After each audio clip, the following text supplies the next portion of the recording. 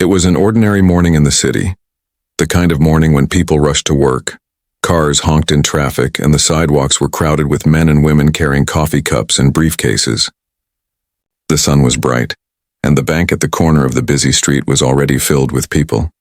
Some came to deposit checks, some to withdraw money, and others to talk to the bank staff about loans. The place was alive with chatter, footsteps, and the sound of keyboards clicking. Through the glass doors of the bank walked a man who, at first glance, seemed like any other customer. He was tall, neatly dressed in a sharp dark suit, and carried a leather briefcase in one hand. His shoes were polished, his tie perfectly straight, and his expression calm.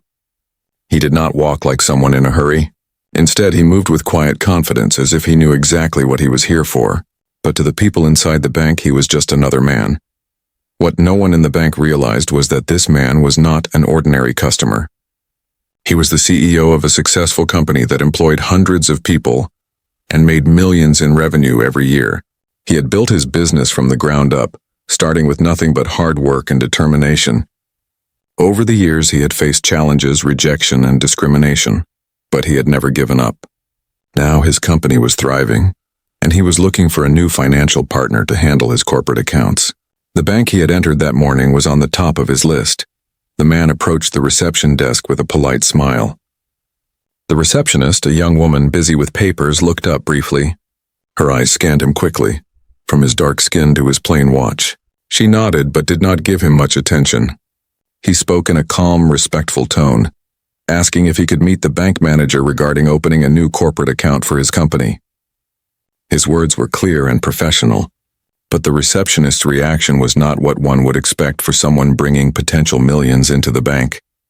She told him to take a seat and wait, her tone almost careless. Then she returned to her work without asking for details or even informing the manager right away. The man nodded, thanked her, and walked to the waiting area without complaint. The waiting area was busy. Several chairs were already occupied by customers, and the man found a spot near the corner. He placed his briefcase beside him, sat down quietly, and folded his hands in his lap. Around him, people came and went. Some were called into private offices within minutes. Others walked directly to the counters, where staff smiled and greeted them. Yet the man who had come to discuss moving his company's accounts worth millions was left sitting, unnoticed and unvalued. As he sat there, he observed everything. He noticed how the employees greeted certain customers with wide smiles, while barely acknowledging others. He noticed how some people were offered immediate help while others were told to wait. He had been in many boardrooms, attended countless business meetings, and negotiated contracts worth millions. Yet this waiting room taught him more about human nature than any office ever had. Despite the treatment, the man did not show anger. He did not tap his foot impatiently, nor did he complain. Instead, he leaned back in his chair, watching quietly, like a teacher studying his students. Inside, he was calm, but he was also taking note of everything: the glances, the whispers, the dismissive attitude of the staff. The receptionist looked at him a few times, as if wondering why he was still waiting, but she said nothing. To her, he was not a priority. Perhaps she assumed he was here for something small, like a personal account, not realizing he was about to offer the bank an opportunity most managers could only dream of. Time ticked slowly. 10 minutes passed. 20. Other customers arrived after him and were attended to before him. Some were escorted quickly to the manager's office while he remained seated, yet he did not move. His patience was not weakness, it was strength. He had learned long ago that silence could be more powerful than words. What made his patience even more surprising was his position in society. Most CEOs of his level would not wait quietly in a bank lobby. They would expect immediate attention, perhaps even special treatment. But this man was different. He had not forgotten where he came from or the struggles he had faced. He did not carry arrogance with him. Instead, he carried dignity. And though the staff around him failed to recognize his value, his true character was already speaking louder than anything else. People in the lobby began to notice him too. A few customers glanced at him curiously, perhaps wondering why a man dressed so well was waiting so long. Some even assumed he might be in trouble, or perhaps he was someone the staff did not consider important. They judged by what they saw, not by who he was. The man, however, remained steady. He knew that appearances often misled people. He had lived through situations far worse than being ignored at a bank. Life had taught him to stay composed when others doubted him, and as he sat there he could not help but think of the irony. How a place that prided itself on professionalism could be so blind to respect. Little did the staff know that their casual dismissal of him would soon turn into the biggest shock of their careers. They thought he was just another man sitting quietly in a chair, but in truth he was a leader, a builder, a man of vision, and within a short time they would realize the gravity of their mistake. The arrival of the CEO that morning seemed ordinary to everyone in the bank. Yet it was the beginning of a story that would spread far beyond those walls, a story of judgment, patience, and revelation. The minutes kept passing slowly. The man sat quietly, his posture calm, his eyes steady. Around him people came and went, walking past as if he was invisible. What was supposed to be a simple meeting was now turning into a strange test of patience. The receptionist had already forgotten him, shuffling papers, answering phone calls, and greeting other customers who walked in after him. One man in a casual shirt entered the bank 10 minutes later. The receptionist smiled warmly at him, asked what he needed, and within 5 minutes he was escorted straight into the manager's office. The CEO watched without a word. Another customer, a woman dressed in designer clothes, came in and was immediately given full attention. She too was quickly led inside. The CEO sat there unmoved. He had lived through enough in life to recognize what was happening. People were not judging him by his request or his business proposal. They were judging him by his appearance, his skin color, and their assumptions. They thought he was ordinary. They thought he was someone who could wait endlessly. And so they dismissed him. The bank staff whispered to one another when they looked at him. One clerk tilted her head and said under her breath, "Maybe he doesn't really have an appointment." Another shrugged and replied, "He looks like he's just wasting time." They didn't bother to check. They didn't care to ask. To them, he was invisible. Every time the CEO looked toward the reception desk, the receptionist avoided his eyes. She had made up her mind that he wasn't important. It didn't matter that he had come for something big, something that could change the financial future of the bank. She had judged him at first glance, and her attitude told everyone else how to treat him. The minutes turned into half an hour, then into 45 minutes. The CEO crossed his legs, shifted slightly in his chair, but did not complain. Not once did he raise his voice or demand to be seen. He waited like a man who understood the value of patience. But inside he was making mental notes of every glance, every whisper, every small gesture of disrespect. An older gentleman sitting near him noticed what was happening. He leaned slightly toward the CEO and whispered, "Sir, you've been here a long time. Shouldn't you speak up?" The CEO gave a faint smile and shook his head. "No," he replied softly. "Sometimes silence speaks louder than words." The man's response puzzled the older gentleman, but he nodded. There was something different about this man. Something steady, something powerful that wasn't loud but carried weight. Soon, an hour had passed. By now, several people had been attended to, and the CEO was still waiting. The receptionist finally looked at him again, and instead of apologizing, she said in a dismissive tone, "The manager is busy right now. You'll just have to wait." The CEO nodded politely. "Of course," he said, his voice calm, though her words carried the weight of dismissal. Inside the bank, more staff began to notice. Some employees laughed quietly, wondering why the man was still sitting there. "Maybe he doesn't even have real business," one said. "Or maybe he's pretending to be someone important," another added. Their voices carried just enough for him to hear, but the CEO kept his composure. He had dealt with disrespect before in business meetings, in negotiations, in life. What they did not know was that every second they kept him waiting was building a story that would not end the way they imagined. Another 30 minutes passed. By now he had been waiting for nearly 2 hours. His patience was tested but not broken. The staff, however, grew more confident in dismissing him. They believed they were right, that this man in a suit was nothing special. Finally, the bank manager appeared from his office. He was a middle-aged man with sharp glasses and a serious face. He looked around the waiting area, then his eyes fell on the CEO. Instead of greeting him, he frowned slightly, almost annoyed. "You've been waiting here?" the manager asked, his tone cold and uninterested. "Yes," The CEO replied politely. "I was told to wait for you." The manager sighed, as if already impatient. He motioned with his hand for the CEO to follow him. But his attitude spoke volumes. He was not welcoming, he was not respectful. To him, this was just another customer, one who had already wasted too much of his precious time. The staff glanced at each other, some even smirking, as the CEO stood and picked up his briefcase. They thought the matter was simple now. The ordinary man would go in, say a few things, and leave. They did not know that the moment he stepped into that office, everything would change. The dismissal was complete. They had judged him, ignored him, and treated him like he did not matter.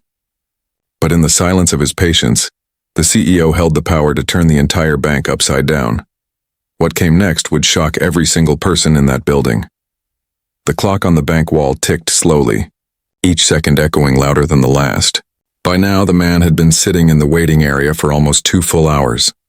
The morning rush had turned into late morning quiet. Customers who had entered after him were long gone. Some had smiled as they left, holding receipts and papers, while he was still there in the same chair with the same calm expression. To anyone watching, it might have looked strange. Why would a man in a sharp suit carrying a fine leather briefcase sit so patiently while being ignored? Most people would have walked out by now angry and insulted. Others might have raised their voice, demanded to be heard, or asked for a higher authority. But not him. His patience was not weakness, it was deliberate. He sat still, his back straight, his eyes moving slowly across the room. He noticed the small things, the way the staff treated different people, the smiles reserved for certain customers, the fake politeness for others. He noticed how the receptionist avoided looking at him, pretending to be busy with paperwork. He noticed the smirks on a few employees' faces, as if they were amused that he was still waiting. Inside, he thought about his own journey. There had been many moments in his life where he was underestimated, overlooked, or ignored. From his early days starting his company when banks refused him loans, to boardrooms where executives doubted his abilities because of his skin color, he had seen it all. But he had learned one thing. Patience often revealed people's true nature more clearly than anger ever could. And so, he sat. People came and went. A young couple walked in nervously, holding hands. They spoke softly to the teller about opening their first joint account. The bank staff greeted them with enthusiasm, offering brochures and smiles. Within minutes, they were attended to and guided through the process. The CEO watched quietly. He did not envy them. He only noted the sharp contrast in treatment. Then came an older businessman in a gray suit. The moment he stepped in, the staff straightened up. The receptionist stood, greeted him with a wide smile, and rushed to inform the manager of his arrival. Within minutes, the businessman was taken directly into a private office. The CEO lowered his eyes slightly and let out a quiet breath. This was no accident. This was the system. Quick smiles and fast service for some, endless waiting for others. The minutes dragged on. An hour and a half had passed. Still no one spoke to him. The receptionist shuffled papers, glanced at the clock, and continued ignoring him. Occasionally, she would glance his way, then quickly look down as if embarrassed, but never enough to act differently. One of the junior clerks passed by and muttered to another, just loud enough for him to hear, "Why is he still here? Doesn't he get it? The manager's busy." The other clerk chuckled softly. They thought their words didn't matter. They didn't realize the man in the chair had ears sharper than most. Yet he said nothing. By the time 2 full hours had passed, his presence in the waiting area had become part of the atmosphere. Even the customers began to whisper. Some wondered why he was still waiting. Others assumed he must not be important. After all, if he was truly someone of influence, wouldn't the staff have rushed to serve him? The unspoken rule of society was playing out before everyone's eyes. Appearances deceived and respect was given based on assumptions. But the man's silence was not emptiness. It was strength. Every tick of the clock was adding to the lesson the bank staff didn't yet know they were teaching themselves. He wasn't just waiting for the manager, he was watching them, recording in his mind the exact way they behaved when they thought no one important was watching. Finally, the receptionist looked up again, her face showing mild irritation. She called across the room, "Sir, the manager is still busy. You'll have to keep waiting." Her words cut across the air like a dismissal.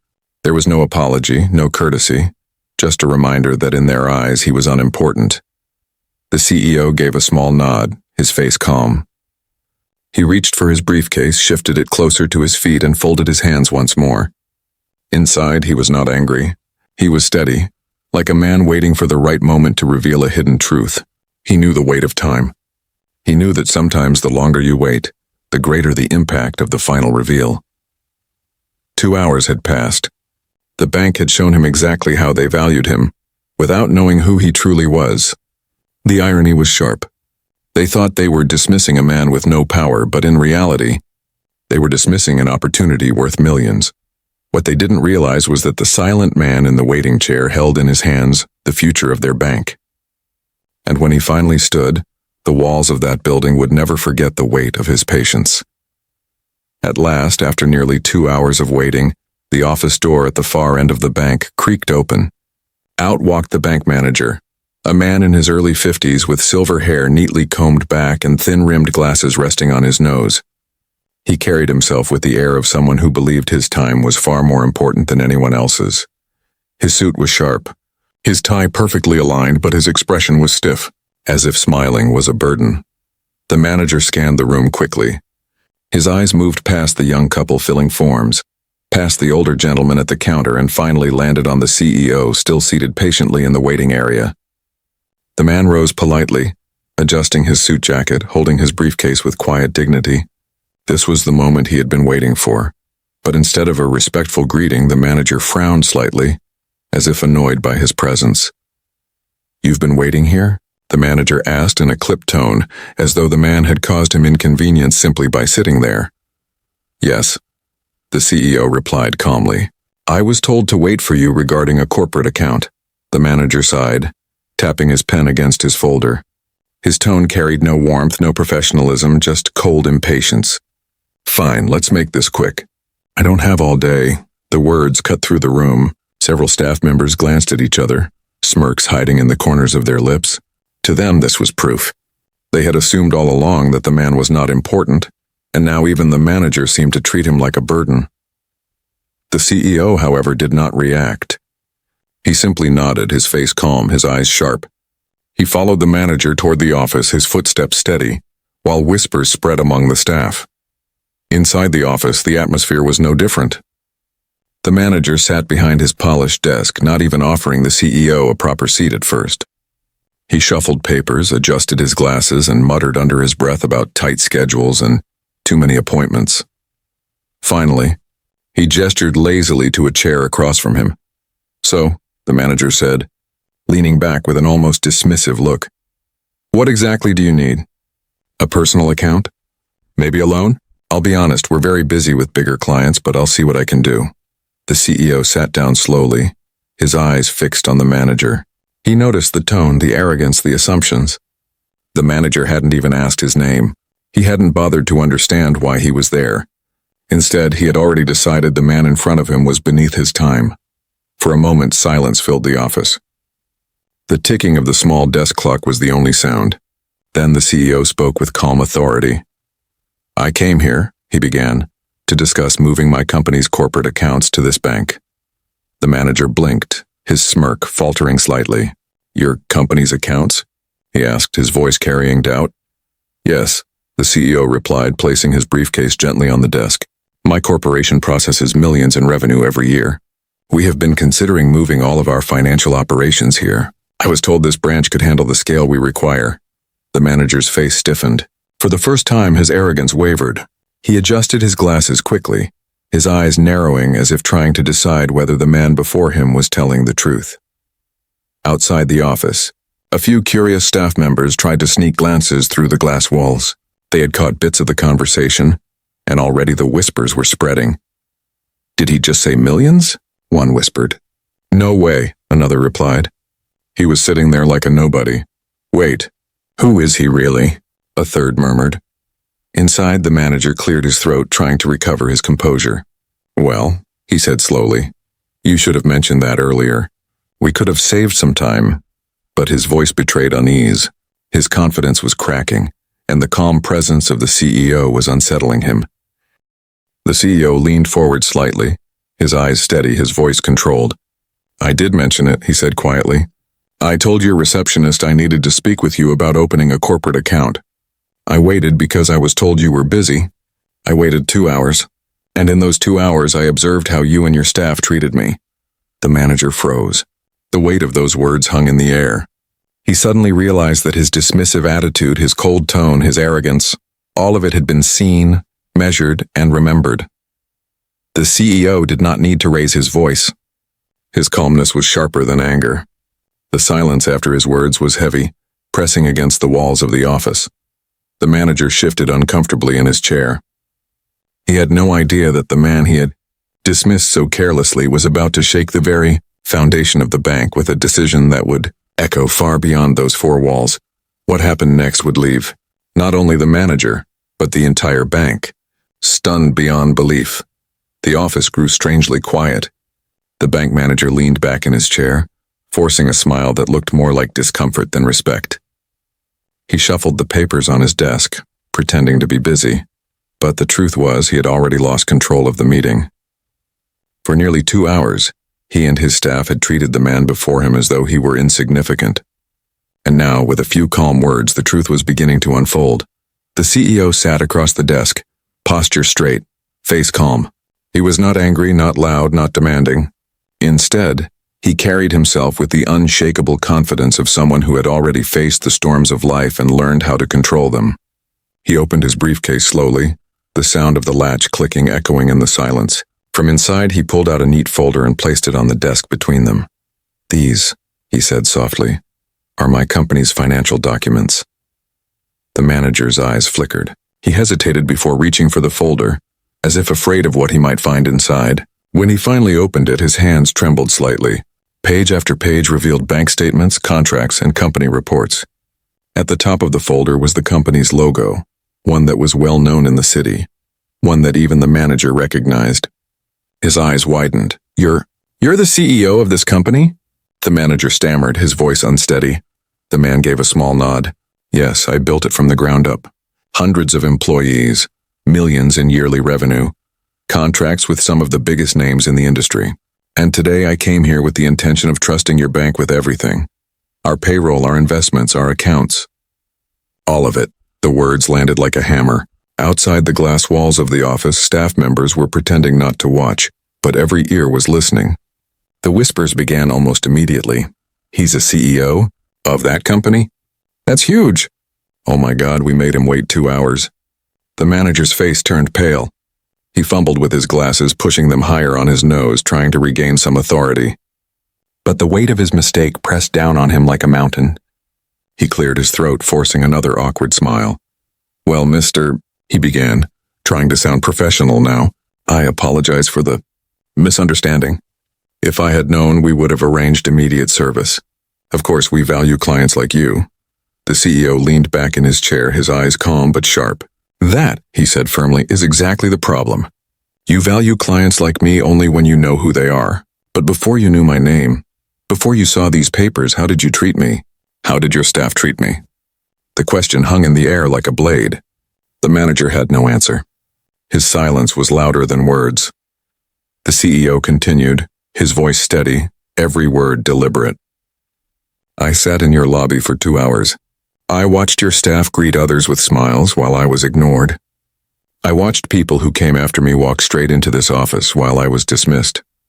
And I watched you walk out here finally annoyed, as if my presence was a waste of your time." The manager's face burned red. Sweat began to form on his forehead. He opened his mouth to speak, but no words came. He knew there was no excuse that could erase what had just been exposed. The CEO leaned forward slightly, his eyes locked on the manager's. "Respect should not depend on appearances. Dignity should not be reserved only for those who look important. Every customer, every human being deserves to be treated with fairness. If this is how you and your staff handle people, then you do not deserve to handle my company's trust or its money." Those words struck like thunder. The staff outside fell into silence. The air in the bank seemed to grow heavier. For a long moment, no one spoke. The manager sat frozen, realizing the enormity of his mistake.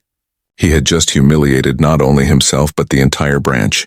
And worse, He had proven in front of his staff and customers that the bank's values were not professionalism or equality, but arrogance and prejudice. The CEO slowly closed his briefcase, stood up, and buttoned his suit jacket. His movements were graceful, controlled, almost regal. As he rose, the whispers outside the office grew louder. People turned their heads, trying to get a better look at him. The man they had dismissed as ordinary had just revealed himself as extraordinary. And yet, he was not finished. He looked at the manager one last time and said, "You had an opportunity today, an opportunity to earn my trust, my respect, and my company's business. Instead, you chose to show me what you truly value. Now the choice is mine." With that, he turned toward the door. The sound of his footsteps against the polished floor felt like a drumbeat of judgment. The staff scrambled to stand straighter, their smiles now nervous and forced. The receptionist who had dismissed him earlier lowered her eyes, unable to meet his gaze. The entire bank had been stunned into silence. What they did not yet know was what choice the CEO would make next, and how his decision would change everything for them. The office door opened, and the CEO stepped out into the main hall of the bank. The room fell silent. Conversations that had filled the air just moments ago died instantly, as though every sound had been swallowed. All eyes turned toward him. Customers who had seen him waiting earlier now watched with curiosity, their whispers rising like a breeze. "That's him. The one who was waiting all morning," someone whispered. "They said he's a CEO," another replied. "A CEO here? And they made him wait 2 hours?" The staff froze. Their polite smiles, once so easily given to others, vanished. The receptionist who had dismissed him earlier felt her throat tighten. She wanted to look away, but his calm, commanding presence pulled her gaze back like a magnet.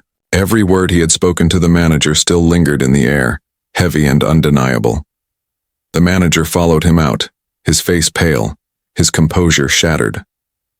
He tried to walk with authority, but the shame in his eyes betrayed him. He cleared his throat and spoke loudly, hoping to regain control. "Ladies and gentlemen," he said nervously, "we may have had a small misunderstanding today, but rest assured we value every client." The CEO raised his hand slightly, not even turning to face him fully. That single gesture silenced the manager instantly. No shouting, no anger, just quiet authority that spoke louder than any outburst could. The bank staff stood frozen, the weight of their own behavior pressing down on them like chains. The CEO's voice rang out clear and steady, addressing not just the manager but the entire bank. "This morning I came here to discuss moving my company's accounts to this branch. Millions of dollars in revenue, hundreds of employees depending on those accounts, and a future of long-term business partnerships." Gasps echoed across the hall. Customers turned to stare at the staff. Employees shifted uncomfortably in their seats. The receptionist covered her mouth with her hand, her eyes wide with disbelief. The CEO continued. "But instead of professionalism, what I witnessed here was judgment. I was dismissed, ignored, and made to wait 2 hours while others were treated with smiles and priority. I did not see respect. I did not see fairness. I saw arrogance. And arrogance is the fastest way to lose trust." The silence that followed was crushing. The truth of his words hit everyone like a storm. The staff who had once whispered about him now lowered their eyes in shame. Even the customers felt the weight of the lesson. The manager tried again, his voice trembling. "Sir, I assure you this isn't how we normally—" The CEO turned slightly, his gaze sharp enough to cut through excuses. "It's exactly how you act when you believe someone is unimportant," he said. "And that reveals more than any polished mission statement ever could." The employees winced. The receptionist's eyes watered, her earlier smirk now replaced with regret. The junior clerks who had laughed at him earlier stood stiff, their faces pale. They all knew what this meant. Then came the words that delivered the final blow. The CEO straightened his shoulders, his voice firm and unshakable. "My company will not be banking here." The sentence dropped like thunder. Customers gasped. Staff members stared at him in horror. The manager's knees nearly buckled beneath him. Millions that could have strengthened the branch, expanded its reputation, and secured their future, were walking out the door. The CEO added, "Respect is not a favor you give when you recognize someone. Respect is the foundation of trust, and trust is the foundation of business. You have shown me neither, and so you have earned neither." The words cut deeper than any shout or insult ever could. The staff knew there was no recovering from this. The story would spread. Customers had already heard enough to carry it beyond the walls of the bank. By tomorrow, the city would know that arrogance had cost them everything. The CEO picked up his briefcase, gave a polite nod to the room, and turned toward the door. His footsteps were calm, but every sound of his shoes against the floor felt like a hammer striking the reputation of the bank. As he reached the door, he paused briefly. Without turning, he spoke one last time. Perhaps next time you'll remember. Every person who walks through those doors deserves dignity, not because of their title, not because of their wealth, but because they are human. And with that, he walked out into the sunlight, leaving behind a bank full of stunned faces and heavy silence. The shock was complete. The staff realized they hadn't just lost a client. They had lost something much greater. They had lost the trust of everyone who had witnessed what happened, and that loss could never be repaired. The glass doors closed behind him, and the CEO disappeared into the busy street outside. But inside the bank, silence lingered like a shadow. The customers, the clerks, the receptionist, even the manager, everyone stood frozen as if time itself had stopped. For a long moment, no one dared to speak. The air was heavy with shame, regret, and the echo of his words. Respect is not a favor. Respect is the foundation of trust. Those words repeated in their minds like a bell that could not be unheard.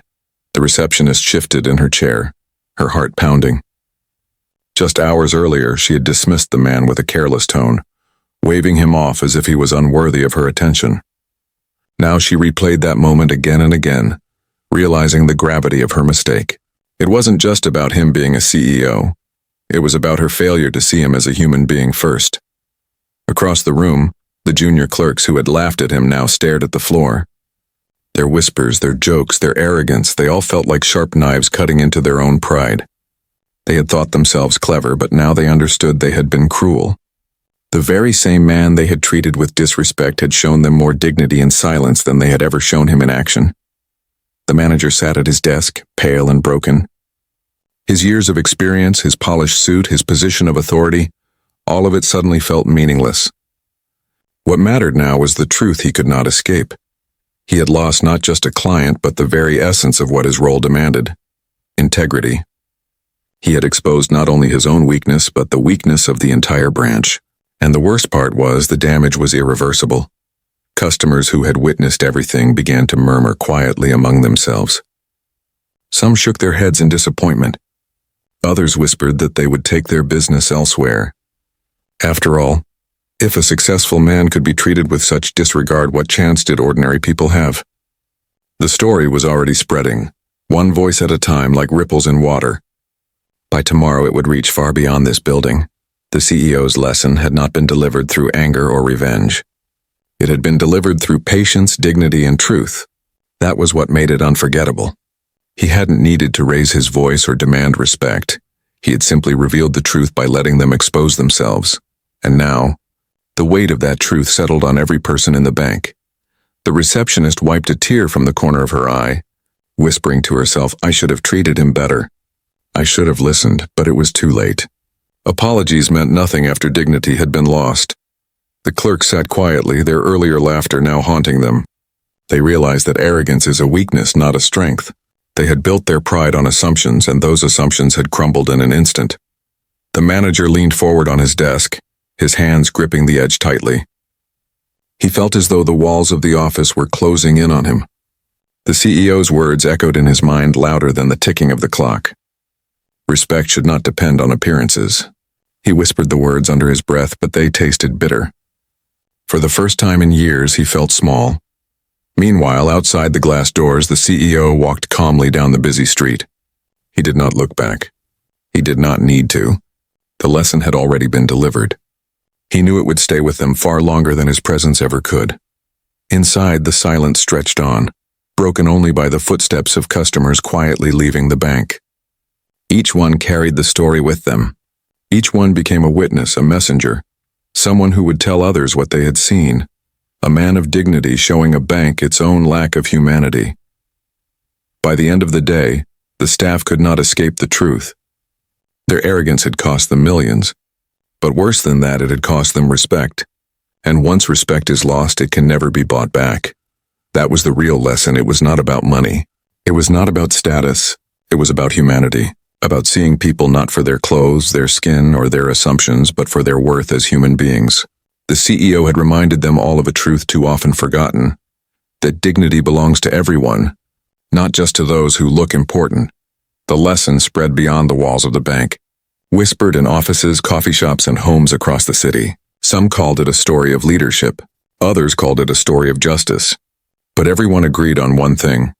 The man who waited patiently had left behind something far more valuable than money. He had left behind a mirror, and in that mirror the bank had seen its true face, and that truth stunned them more than anything else ever could. The automatic doors of the bank slid shut behind him, but the silence he left behind lingered like a storm after lightning. The CEO walked out into the sunlight with calm, steady steps, while inside, the weight of his words still pressed down on every corner of the branch. Employees sat stiff in their chairs. The manager slumped at his desk, and the receptionist stared at her hands as if she wanted to erase the moment but could not. For 2 long hours, they had dismissed him. For 2 long hours, they had judged him by appearance instead of character, and in just a few minutes he had revealed himself, not only as a powerful CEO but as a man of principle. His final decision had been clear. He would take his business elsewhere. And that choice, simple yet firm, would change everything. The shock spread first through whispers inside the bank. "He's really pulling out? All of it?" one employee whispered. "Millions," another replied, voice trembling. "We just lost millions. And not just the money," a customer added quietly, shaking his head. "You lost trust. That's worse." The bank manager, pale and sweating, buried his face in his hands. He had spent years building his reputation, climbing the corporate ladder, priding himself on efficiency and control. Yet in one morning a single mistake had unraveled it all. He hadn't just lost a client. He had lost the respect of his entire staff, his customers, and perhaps even his career. Meanwhile, the receptionist's eyes filled with tears. She remembered the moment he had first walked in, his calm smile, his polite tone. She had barely looked at him. She had brushed him off like a shadow in the corner. Now she wished she could go back in time, greet him warmly, and treat him with the respect he deserved. But it was too late.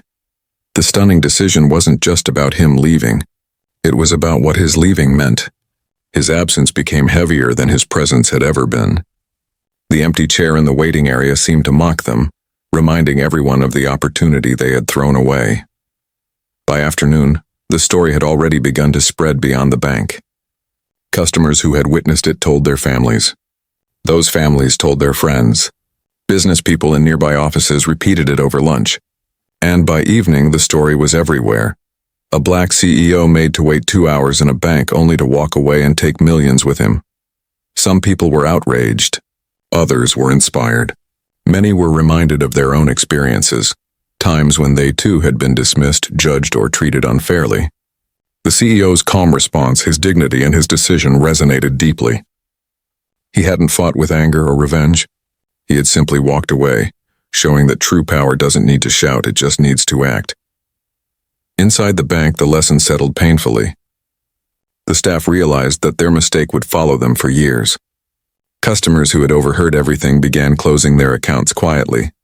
Calls came in the next day from people demanding explanations. Head office soon heard of the incident, and the manager found himself facing questions he had no answers for. His polished suit and sharp glasses could not protect him from the truth, and yet the CEO never returned to boast or gloat. He didn't need to. His stunning decision had already spoken louder than any argument ever could. By choosing to walk away, he had left behind something far more valuable than money. He had left behind a story that would remind people forever that dignity cannot be bought, and respect must be given freely to everyone, no matter who they are. That night, as the city buzzed with the tale, people repeated his words like a mantra. Respect is the foundation of trust, and trust is the foundation of business. It was more than a lesson for one bank. It was a lesson for everyone. The CEO, sitting at home later that evening, looked out of his window at the glowing city lights. He thought about the day, about the faces of the people in that bank, and about the silence that had followed his final words. He didn't feel anger. He didn't feel pride. He simply felt certain that he had done the right thing, Because sometimes the most powerful decision is not to stay and fight. Sometimes the most powerful decision is to walk away and let the silence teach the lesson. And that is why, even long after the day had ended, the entire bank, and soon the entire city, remained stunned.